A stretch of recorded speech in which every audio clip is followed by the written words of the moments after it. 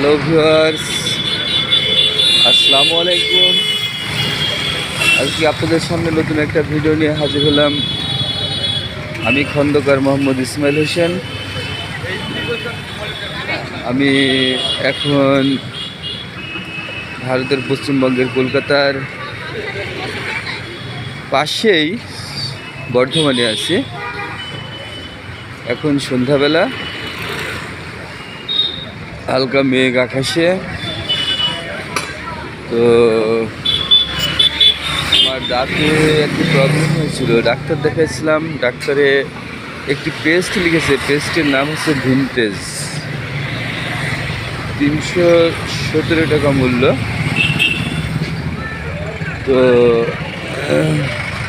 অনেক দোকানে খুঁজলাম, পাচ্ছি না। তো দেখি আগে চপ মুড়ির দোকানে যায়, চপ মুড়ি আগে নিই, খাই। তারপরে দিদি একটা বেগনি আর 3 টাকা মুড়ি দাও।